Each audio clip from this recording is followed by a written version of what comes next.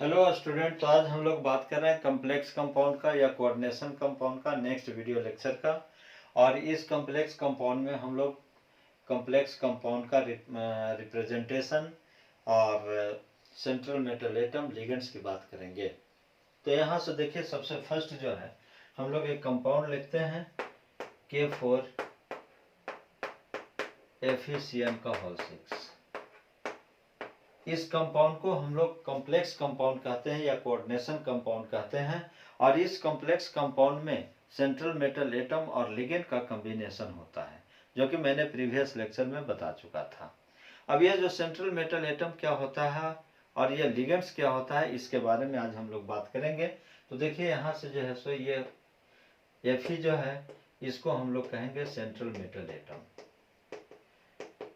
यह जो central metal atom जो है, और यहाँ से इसको हम लोग कहेंगे लिगेंड्स। यह जो होगा लिगेंड्स। अब ये दोनों क्या होता है, इसके बारे में हम लोग बात करेंगे। तो देखिए, सेंट्रल मेटल एटम जो है, यह सेंट्रल मेटल एटम लिखेंगे, यह जो है सो क्या होगा, मेटल होगा। और मेटल में भी जनरली जो है सो डी ब्लॉक एलिमेंट, यानी डी ब्लॉक एलिमेंट्स, जनरली आपको डी ब्लॉक एलिमेंट्स मिलेगा। दूसरी बात कि यहाँ से जो है सो हम लोग मेटल की जो बात कर रहे हैं, यह जो मेटल जो है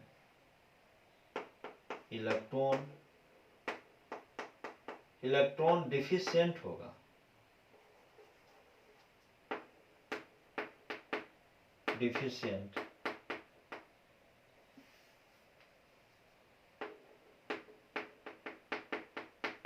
इलेक्ट्रॉन डिफिशिएंट, और भी इसको लिख सकते हैं इलेक्ट्रॉन एक्सेप्टर, और भी इसको लिख सकते हैं लुईस एसिड स्पीशीज। यानी यह जो है सेंट्रल मेटल एटम क्या होगा, डी ब्लॉक एलिमेंट्स जनरली होगा, इलेक्ट्रॉन डिफिशिएंट होगा, इलेक्ट्रॉन एक्सेप्टर होगा और लुईस एसिड होगा। अब यदि लिगेंड की बात करें तो यहां से देख सकते हैं कि लिगेंड्स क्या होगा। तो लिगेंड्स के लिए हम लोग लिखेंगे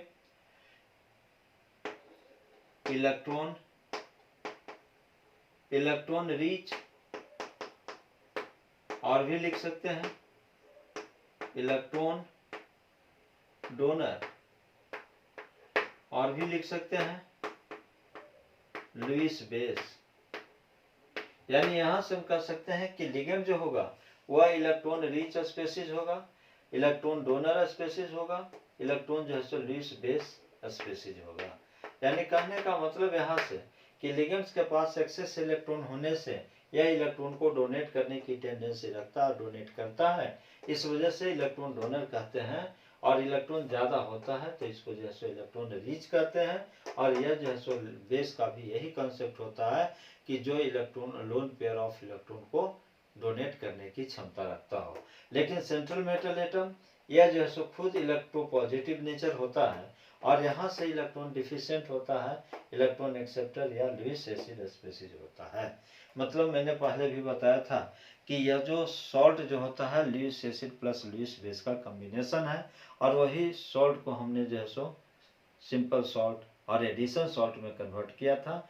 और फिर जो है एडिशन सॉल्ट को हम लोग दो पार्ट में डिवाइड किया था, एक जो है सो डबल सॉल्ट और दूसरा कॉम्प्लेक्स सॉल्ट। तो यही कॉम्प्लेक्स सॉल्ट में Lewis acid plus Lewis base का कॉम्बिनेशन है। यानी हम यहाँ से ये भी कह सकते हैं कि यह जो लिगेंड जो है, लिख सकते हैं दो स्पीशीज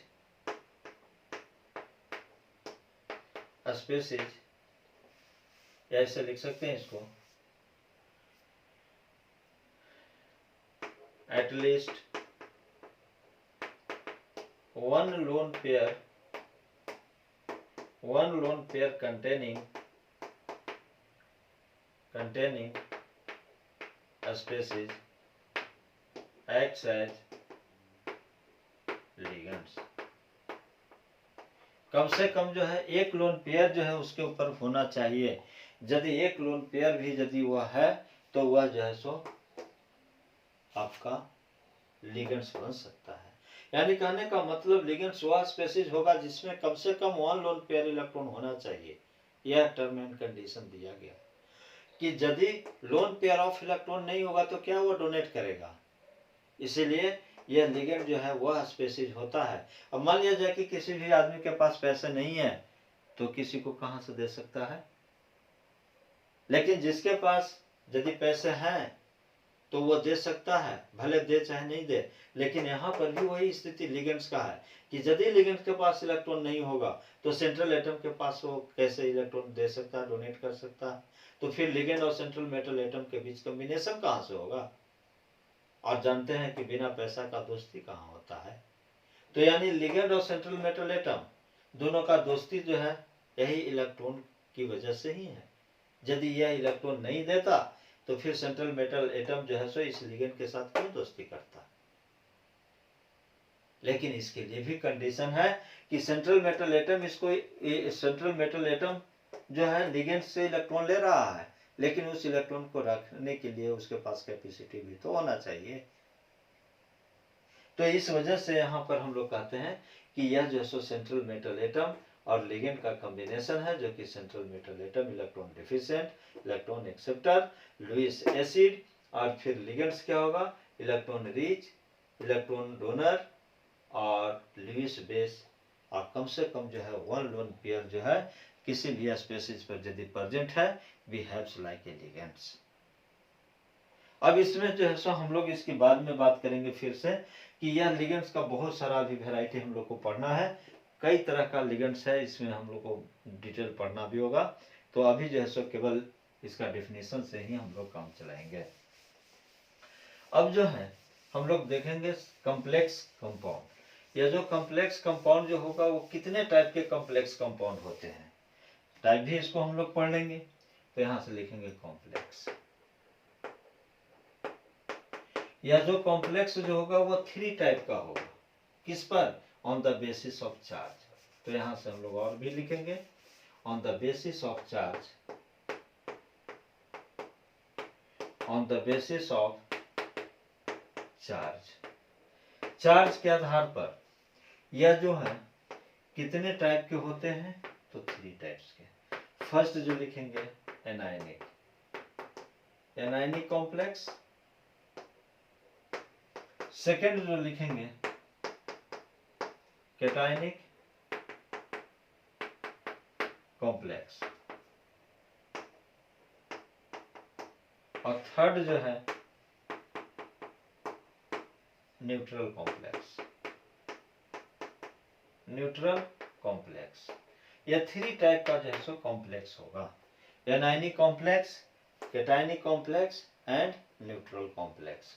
यह जो एनायनिक कॉम्प्लेक्स होगा, इस एनायनिक कॉम्प्लेक्स को जिसके ऊपर नेगेटिव चार्ज हो।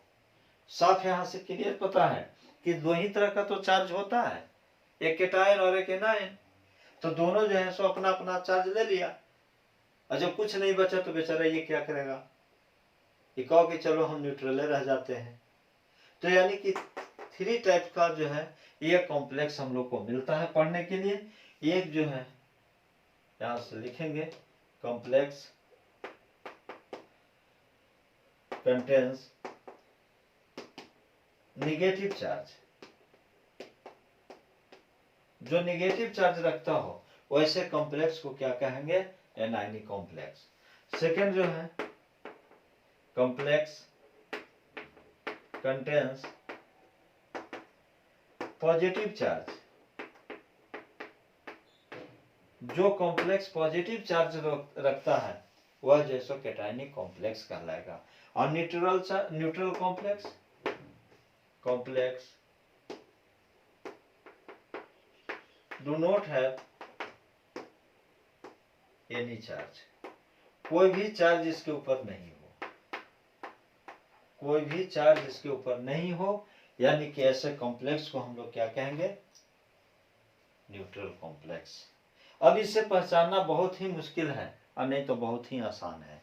2 मेथड में बताऊंगा, एक मेथड आज और एक मेथड बाद में मैं बताऊंगा कि कैसे कॉम्प्लेक्स को जो है सो आप पहचान सकते हैं। क्योंकि जब इसका नोमेनक्लेचर जब करेंगे तो यदि ये कॉन्सेप्ट आपको नहीं मालूम रहेगा, वैसे स्थिति में आप श्योर है कि गलत करके आएंगे। इसीलिए यह जो कॉम्प्लेक्स पढ़ाने का कोई विशेष मतलब नहीं है, लेकिन हाँ कॉम्प्लेक्स यदि आपको नहीं पता होगा कि किस टाइप के कॉम्प्लेक्स है, तो फिर नोमेनक्लेचर में 100% आप गलत करके आ सकते हैं। इसीलिए आपको पहले न्यूट्रल में तो कोई बात ही नहीं है, ये तो आसानी से पहचान सकते हैं, लेकिन आपको गलत जो प्रॉब्लम जो होगा वो एनायनिक और कैटायनिक कॉम्प्लेक्स में प्रॉब्लम होगा। तो इसके लिए जो है सो एनायनिक कॉम्प्लेक्स और कैटायनिक कॉम्प्लेक्स में क्या डिफरेंस है ये देखेंगे। तो देखिए यहाँ से एनायनिक कॉम्प्लेक्स जिसके ऊपर निगेटिव चार्ज हो, जैसे एग्जांपल के रूप में यदि हम देखें, देखिए यहाँ से ये K4Fe(CN)6, इसको जो है सो आप कौन सा कॉम्प्लेक्स कहेंगे, एनायनिक या कैटायनिक? कोई चार्ज तो दिख नहीं रहा, तो जब कोई चार्ज नहीं दिख रहा है तो कैसे समझेंगे कि यह जो है सो कॉम्प्लेक्स जो है आपको एनायनिक है या कैटायनिक है?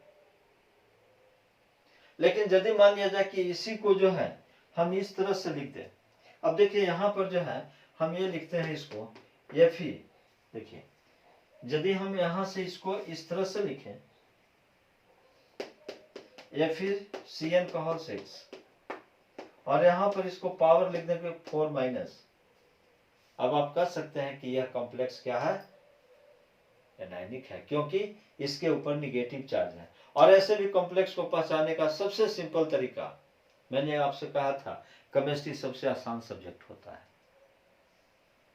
ये इससे भी कोई आसान। अब देखिए ये तो साफ दिख रहा है कि इसके ऊपर निगेटिव चार्ज है।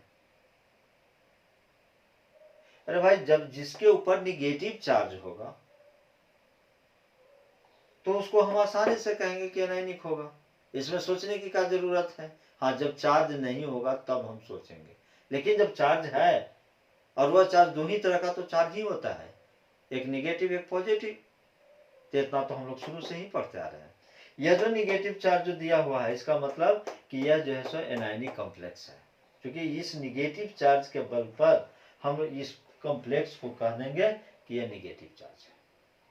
यदि मान लिया जाए कि इस तरह के कंपाउंड दिया हुआ हो, यदि यहाँ से देखेंगे Fe और यहाँ से लिखेंगे Cn और इसका पावर 3-, तो भी तो यह जैसे क्या होगा, एनायनिक ही तो होगा। लेकिन ये कॉम्प्लेक्स और ये कॉम्प्लेक्स दोनों अलग है दोनों एनायनिक, लेकिन दोनों का नेचर अलग होगा, दोनों का हाइब्रिडाइजेशन अलग होगा, दोनों का प्रॉपर्टी अलग होगा। ठीक है, सेंट्रल मेटल एक है, लिगेंड्स भी एक है, केवल चार्ज का डिफरेंस है। और ये जो चार्ज का डिफरेंस होने से बहुत सारा कैरेक्टर में चेंजिंग ला देगा, ऑक्सीडेशन नंबर चेंज कर देगा। अब इसका जो है सो ये डायमैग्नेटिक होगा तो ये पैरामैग्नेटिक होगा, इसमें एक भी अनपेयर्ड इलेक्ट्रॉन नहीं होगा, लेकिन इसमें अनपेयर्ड इलेक्ट्रॉन होगा। कैसे नहीं डिफरेंस है, डिफरेंस तो है ही ना, लेकिन जब इसको अंदर तक जाएंगे तब पता चलेगा कि कैसे इसमें डिफरेंस होगा। और क्वेश्चन यहीं से उठाता है, क्वेश्चन और कहीं से नहीं लाता है, क्वेश्चन बस इसी चीज को तोड़कर आपसे पूछ देता है। तो यहां से इसको पहचान लेंगे। अब इसकी यदि बात करें हम, तो यहां से लिख सकते हैं क्या, देखिए तो Na और यहां से लिखेंगे CN(6) और इसके ऊपर यदि 4+ चार्ज दे दें, इसका मतलब क्या होगा, इसका मतलब तो यही होगा कि जब पॉजिटिव चार्ज है, जब यहाँ पर निगेटिव चार्ज था तो इसको एनायन कह दिए, और जब इसके ऊपर पॉजिटिव चार्ज है तो कैटायन क्यों नहीं कहेंगे, और कैटायन होगा। ठीक है, लेकिन अब जो है मान लिया जाए कि यही कंपाउंड जो है आपको यहाँ से ये दे दे CO और यहाँ से NH3 का होल 6 और यहाँ पर 3+ दे दे। अब इसको आप क्या कहेंगे, कैटायनिक कहेंगे, क्योंकि इसके ऊपर पॉजिटिव चार्ज है तो साफ दिख रहा है कि पॉजिटिव चार्ज है, और पॉजिटिव चार्ज वाले को हम कैटायनिक कहते हैं। लेकिन एक टाइप और मैं बताऊंगा बाद में, जिसमें और भी आसानी से चार्ज हो चाहे नहीं हो, वो आसानी से आप इसको कैटायनिक और एनायनिक की पहचान कर सकते हैं। अब यहां से जब देखेंगे ये न्यूट्रल कॉम्प्लेक्स जो है, इस न्यूट्रल कॉम्प्लेक्स में देखिए यहाँ से लिखेंगे NiCO का होल 6। अब यहाँ पर भी आपको ध्यान देना है कि यह जो CO जो होगा बड़ा C तो बड़ा O, तब यह होगा कार्बोनाइल ग्रुप कहलाएगा। हालांकि यह जो है सो लिगेंड की तरह बिहेव करता है और इसके ऊपर कोई चार्ज नहीं होता, न्यूट्रल लिगेंड होता है, तो इसके ऊपर कोई चार्ज भी नहीं। ऐसे कंपाउंड को हम लोग क्या कहेंगे?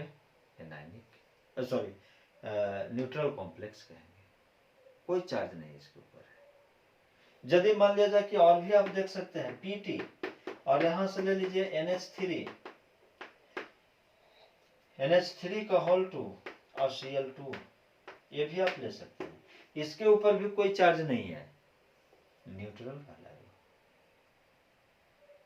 तो यानी इस ग्राउंड पर जो है ये कॉम्प्लेक्स को आप आसानी से पहचान सकते हैं कि कौन से कॉम्प्लेक्स कैटायनिक होगा और कौन से कॉम्प्लेक्स एनायनिक होगा।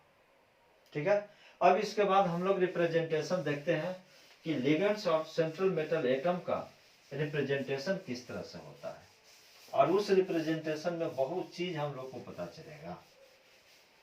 जैसे हम लोग लिखेंगे representation of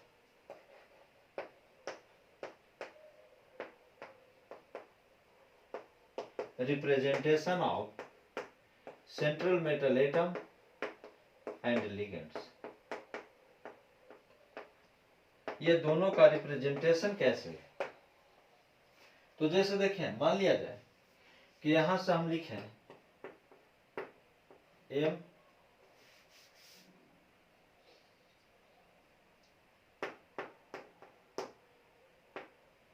to the power n plus, और यहां पर लिखेंगे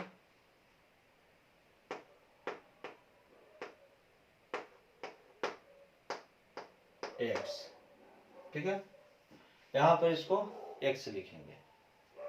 अब यह जो है इस तरह से यहां पर बनेगा m to the power n plus, और यहां पर l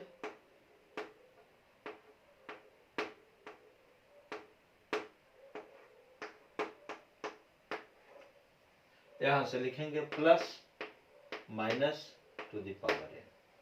यह जो है रिप्रेजेंटेशन हुआ, यानी कि इसको हम लोग क्या कहेंगे? सेंट्रल मेटल एटम, कहें इसको सेंट्रल मेटल आयन भी कह सकते हैं, सेंट्रल मेटल एटम, और यहां से लिख सकते हैं सेंट्रल मेटल आयन। ठीक है, पॉजिटिव चार्ज है, और इसको हम लोग क्या कहेंगे? लिगेंड्स। ठीक है, ये जो है सो रिप्रेजेंट किसको कर रहा है? लिगेंड को रिप्रेजेंट कर रहा है, और यह जो होगा इसको लिखेंगे कॉम्प्लेक्स, यानी ये जो कॉम्प्लेक्स कंपाउंड बन गया। अब आप देख सकते हैं कि यह जो है हम इसको x को क्या लिखेंगे? नंबर ऑफ लिगेंड्स, यानी नंबर ऑफ लिगेंड्स को रिप्रेजेंट करेगा, कितना ही लिगेंड है, 2 है, 4 है, 6 है, 10 है, यह जो है सो नंबर ऑफ लिगेंड्स। ये जो आप देख रहे हैं इसको हम लोग लिखेंगे लोन पेयर, क्योंकि यह लोन पेयर ही जो है ये डोनेट करेगा, लोन पेयर। और भी देख सकते हैं, देखिए ये जो है, आवाज है इस पर, यहां पर जो है वही चीज है, लिगेंड्स लोन पेयर का donation by coordinate bond, x number of ligands, n ये जो है सो चार्ज, वह जो चार्ज जो है वो पॉजिटिव चार्ज होगा इसके ऊपर, लेकिन कितना positive charge? 2 plus charge, 3 plus charge, plus charge क्या होगा, इस चीज को ये रिप्रेजेंट करेगा। और यहाँ प्लस माइनस जो है यह जो है सो आपको पॉजिटिव, यानी प्लस जो है सो क्या रिप्रेजेंट करेगा? यानी कि यहाँ पर चार्ज, यानी पॉजिटिव चार्ज, यहाँ से लिखेंगे पॉजिटिव चार्ज, और माइनस जो है सो रिप्रेजेंट करेगा नेगेटिव चार्ज, यह नेगेटिव चार्ज को रिप्रेजेंट करेगा। और n जो है नंबर ऑफ चार्ज, यह नंबर ऑफ चार्ज कितना होगा इसको ये रिप्रेजेंट करेगा। अब देखिए इस कॉम्प्लेक्स में एक ये जो बच गया n, तो यहां पर भी जो है सो ये मेटल पर कितना चार्ज होगा, यानी यहां से लिख सकते हैं positive charge number of positive charge present on metal पर कितना जो है so number of positive charge होगा, उसका नंबर +2 चार्ज हो सकता है, +3 चार्ज हो सकता है। और सबसे इंपॉर्टेंट चीज कि यह जो है सो आपको ऑक्सीडेशन नंबर को भी रिप्रेजेंट करेगा, यानी यही चार्ज जो है आपको ऑक्सीडेशन नंबर बताएगा। मेटल पर जो पॉजिटिव चार्ज जितना भी होता है वह जो है सो आपको बताएगा ऑक्सीडेशन नंबर, और वही जो है सो आपको प्राइमरी वैलेंसी को भी रिप्रेजेंट करेगा। तो यहाँ से लिख सकते हैं प्राइमरी वैलेंसी, इसको भी हम लोग यहीं से कर लेंगे, क्योंकि अकॉर्डिंग टू वर्नर वो उन्होंने बताया था कि यह जो है सो प्राइमरी वैलेंसी और सेकेंडरी वैलेंसी की बात किया था। उन्होंने जो है सो यही कहा था कि कोई ऑक्सीडेशन नहीं, कोई कोऑर्डिनेशन नंबर नहीं, यानी मेटल जो है सो दो तरह का वैलेंसी शो करता है, ऑक्सीडेशन नंबर प्राइमरी वैलेंसी और secondary valency. Primary valency is the oxidation number and secondary valency is the coordination number. ठीक है,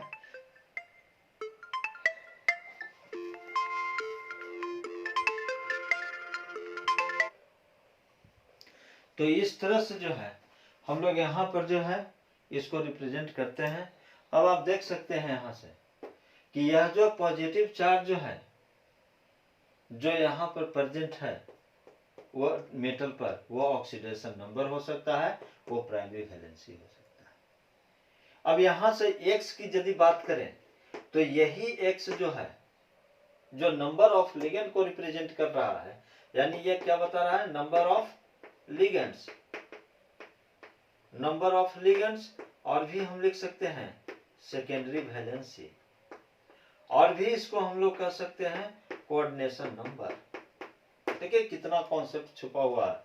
यहाँ पर भी ये नंबर ऑफ लिगेंड्स जो है, इस नंबर ऑफ लिगेंड्स को हम क्या कह सकते हैं, सेकेंडरी वैलेंसी। और ये जो सेकेंडरी वैलेंसी जो होगा, इसी सेकेंडरी वैलेंसी को हम लोग और भी लिख सकते हैं कोऑर्डिनेशन नंबर। यानी एक लाइन में आपका सारा दुनिया आपको पता चल गया।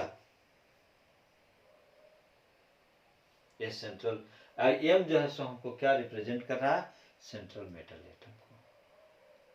तो ये सारे प्रॉपर्टी जो है इतना ही में सेंट्रल मेटल एटम और लिगेंड का रिप्रेजेंटेशन में ये पूरा आपका दुनिया मिल गया। और यही जो है कोऑर्डिनेशन कंपाउंड का पढ़ने का यही तरीका भी है। यानी कॉम्प्लेक्स कंपाउंड अपने आप में एक बहुत ही कॉम्प्लेक्स दुनिया है और उतना ही टफ भी है, लेकिन जो कहा जाता है कि जहां चाह होती है वहीं राह होती है। यदि सफलता पाने का जिद है तो हर रास्ता आपके पास है, और यदि नहीं है, आप केवल सोचते हैं करते नहीं हैं, तो कुछ भी नहीं आपके पास है। इसीलिए हमेशा जीतने की क्षमता रखें, जीतने की कोशिश कीजिए। सारा दुनिया आपकी मुट्ठी में। इसके बाद जो है सो फिर हम लोग नेक्स्ट क्लास में फिर हम लोग जो है सो बात करेंगे कॉम्प्लेक्स कंपाउंड का नेक्स्ट जो है सो टॉपिक पर।